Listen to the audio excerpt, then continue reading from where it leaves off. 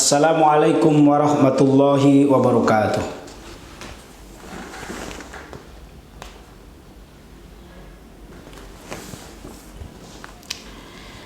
Innal hamdalillah nahmaduhu wa nasta'inuhu wa nastaghfiruh wa na'udzu billahi min shururi anfusina wa min sayyiati a'malina. May yahdillaha fala mudhillalah wa may yudlillaha fala hadiyalah.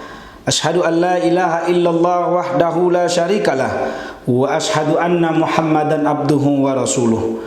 Allahumma sholli wa sallim ala sayyidina Muhammadin wa ala alihi wa ashabihi wa man tabi'ahum bi ihsanin ila yaumiddin. Ya ayyuhalladzina amanu taqullaha haqqa tuqatih wa la tamutunna illa wa antum muslimun. Ya ayyuhalladzina amanu taqullaha wa qulu qawlan shadida yuslihu lakum a'malakum wa yaghfir lakum dzunubakum wa may yuti'illaha wa rasulah faqad faza fawzan azima. Kaum muslimin jamaah Jumat rahimakumullah, setinggi puji dan sedalam syukur marilah senantiasa kita panjatkan kehadirat Allah Subhanahu wa taala. Karena berkat rahmat dan karunia-Nya lah kita seluruhnya dapat hadir dan menikmati Jumat yang mulia ini dengan aktivitas yang insya Allah dicatat oleh Allah Sang Rabbul Jalil sebagai sebuah ibadah. Solat Jumat memang biasa saja bagi orang yang menganggapnya sebagai sebuah rutinitas. Tapi bagi mereka-mereka yang beriman, maka Jumat merupakan hari yang ditunggu-tunggu. Ditunggu karena di dalamnya ada kemuliaan, di dalamnya ada penggandaan pahala setiap ibadah, dan di dalamnya ada waktu mustajabnya doa. Jumat ditunggu karena ia adalah penghulu para hari dan laksana hari raya yang harus dimuliakan dan diagungkan dengan berbagai ritual ibadah semata-mata karena Allah Subhanahu wa taala. Tuan-tuan yang dirahmati Allah Subhanahu wa taala, dalam Quran surat Ar-Ra'd ayat 11 Allah Subhanahu wa taala berfirman, Innallaha la yughayyiru ma biqaumi hatta yughayyiru ma bi anfusihim. Sesungguhnya Allah tidak akan mengubah keadaan suatu kaum sebelum mereka mengubah keadaan mereka sendiri. Ayat ini sangat familiar di tengah-tengah kita dan hampir seluruh kita pernah mendengarnya, baik melalui khutbah Jumat, tausiah agama, pengajian-pengajian, hingga khutbah Idul Fitri ataupun khutbah Idul Adha.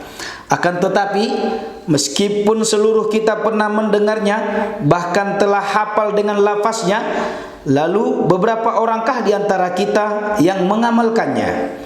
Sudahkah kita mulai menjalankan langkah-langkah mengubah diri kita dari keburukan menjadi kebaikan yang hakiki? Sudahkah kita memulai langkah demi selangkah semakin mendekatkan diri kepada Allah Subhanahu wa taala? Sudahkah kita memperbaiki cara kita bertuhan, cara kita beribadah, dan cara kita bersilaturahmi?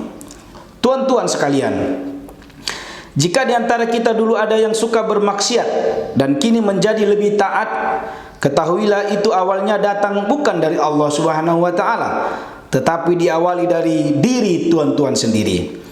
Saat tuan-tuan mulai berpikir untuk hijrah, dan sejak itu tuan-tuan pun mulai memperbaiki cara tuan hidup sebagai hamba Allah, dan perlahan-lahan meninggalkan kebaikan-kebaikan, maksud kami, dan perlahan-lahan meninggalkan kebiasaan-kebiasaan buruk tuan-tuan, maka setelah itu semua dilihat oleh Allah Subhanahu wa taala tuan lakukan dengan sungguh-sungguh, maka pada saat itulah Allah baru akan mengubah hidup tuan-tuan menjadi lebih baik. Sebaliknya, saat tuan-tuan dahulunya adalah ahli ibadah dan seorang hamba yang taat, lalu perlahan-lahan tuan-tuan mulai terjerumus ke lembah kemaksiatan, dan tuan-tuan semakin lalai dan asyik dengan kemaksiatan itu, lalu tidak terlihat tanda-tanda tuan-tuan menyesali semua keburukan itu, maka pada saat itulah Allah melihat tuan-tuan memang telah memilih jalan kesesatan itu, dan Allah pun mengubah hidup tuan-tuan menjadi lebih buruk. Bukan maunya Allah, tetapi maunya kita sendiri. Karena perubahan itu, baik menjadi lebih baik ataupun menjadi lebih buruk, datang dari diri kita sendiri dan merupakan pilihan kita sendiri. sedangkan Allah Subhanahu wa taala akan mengikuti apa yang menjadi maunya kita sebagai hambanya. Jadi jangan sekali-kali tuan-tuan mengatakan ini adalah takdir dan sudah menjadi ketentuan Allah. Ini adalah pilihan tuan-tuan, ini adalah pilihan kita, dan juga punya pilihan untuk memperbaikinya. Artinya pada waktu kita memilih menjadi lebih buruk, pada saat yang sama kita juga punya kesempatan memilih untuk menjadi lebih baik. Tuan-tuan rahimakumullah, sebaik-baik perubahan atau sebaik-baik hijrah adalah berubah atau hijrah dari yang dulunya buruk dari segala aspek kehidupan menjadi baik dari seluruh aspek kehidupan juga. Berubah menjadi lebih baik tentu bukan hal yang mudah, apalagi berubah dari sebuah kebiasaan, tradisi atau keyakinan yang sudah mendarah daging dalam diri kita dari tahun ke tahun sepanjang usia kita saat ini. Tetapi satu hal yang harus tuan-tuan ketahui adalah sesulit apapun itu, lakukanlah satu hal, yaitu jangan pernah berhenti di tengah jalan. Teruslah berpikir kebaikan, teruslah berbuat kebaikan, dan bicaralah hal-hal kebaikan. Meskipun pada saat yang sama tuan-tuan mungkin belum bisa meninggalkan keburukan yang ada pada diri tuan-tuan, tetapi ikhtiar itu akan menunjukkan keberpihakan tuan-tuan, apakah kepada kebaikan atau kemaksiatan. Jika ibadah yang tuan-tuan lakukan perlahan-lahan semakin baik dan benar, semakin ikhlas dan semakin memenuhi syarat dan rukunnya, maka pasti, saya tegaskan, pasti keburukan itu akan pergi dengan sendirinya dan tuan-tuan menjadi hamba Allah yang muttaqin. Bukankah Allah Subhanahu wa taala berfirman pada Quran surah Al-Ankabut ayat 45, "Utlu ma uhiya ilaika minal kitabi wa aqimis shalah. Inna sholata tanha 'anil fahsya'i wal munkar. Wa la dzikrullahi akbar. Wallahu ya'lamu ma tasna'un." Bacalah kitab suci ini yang telah diwahyukan kepadamu ya Muhammad, dan dirikanlah solat. Sesungguhnya solat itu mencegah dari perbuatan keji dan mungkar, dan Allah mengetahui apa yang kamu kerjakan. Hasan al-Banna pernah berkata, perbaikilah solatmu, maka Allah akan memperbaiki hidupmu. Apa yang dikatakan oleh Hasan al-Banna ini menjadi rumus dan kunci utama untuk mengubah hidup dan kehidupan kita menjadi lebih baik sesuai dengan tuntunan agama. Solat adalah satu-satunya cara jitu untuk kembali ke jalan yang benar. Solat menjadi formula menghindarkan diri kita dari perbuatan keji dan mungkar.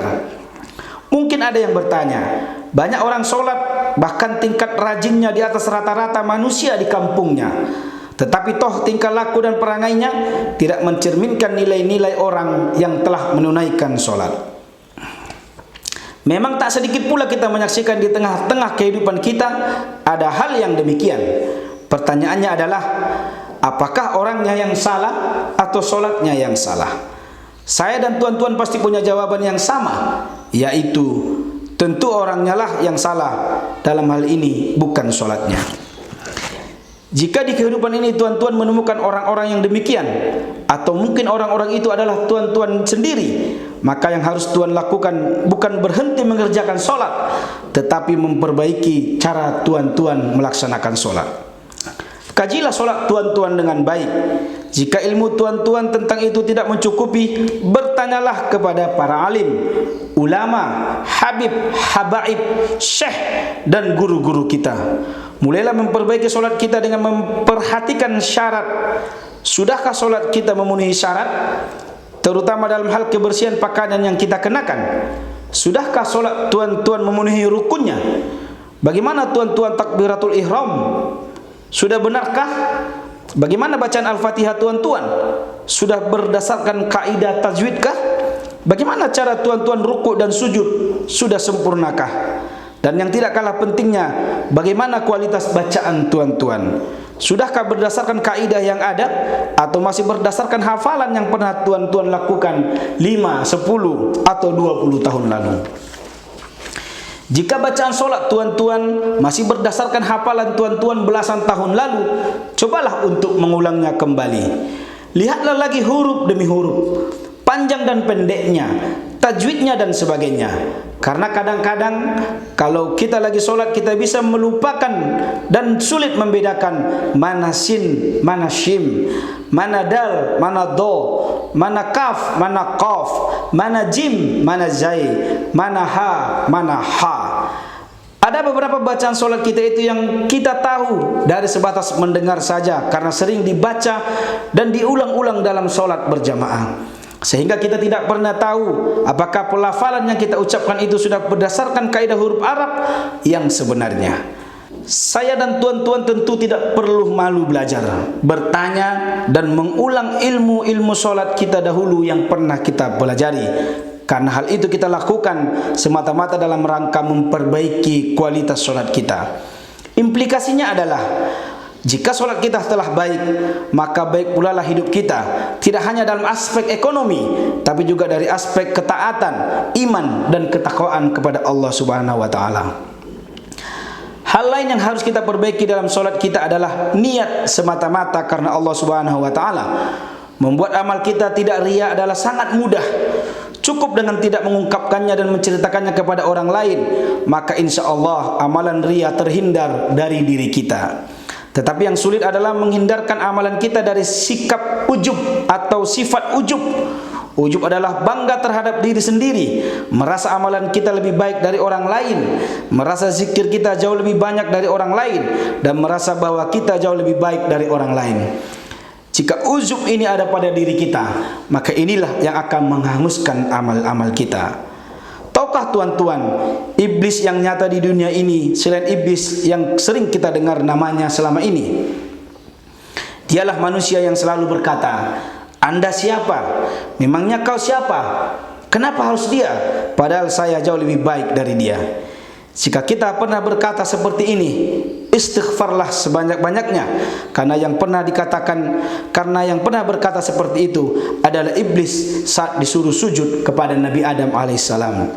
Wa idz qulna lil malaikati isjudu li adama fasajadu illa iblis aba wastakbar wa kana minal kafirin.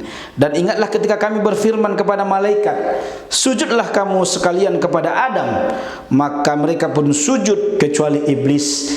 Ia menolak dan menyombongkan diri, dan ia termasuk golongan kafir. Surah Al-Baqarah ayat 34. Sidang jamaah Jumat rahimakumullah. Demikianlah Islam sebagai agama yang kita yakini paling sempurna, berisi ajaran-ajaran yang jika kita jalankan berdasarkan tuntunan Al-Quran dan hadis, maka kita akan menjadi sebaik-baik umat. Jangan pernah berhenti berbuat kebaikan, jangan pernah berhenti terus-menerus mengingat Allah, dan jangan pernah berhenti berjuang untuk tegaknya agama ini. Jangan pernah takut karena jumlah kita yang berjuang kebetulan masih sedikit.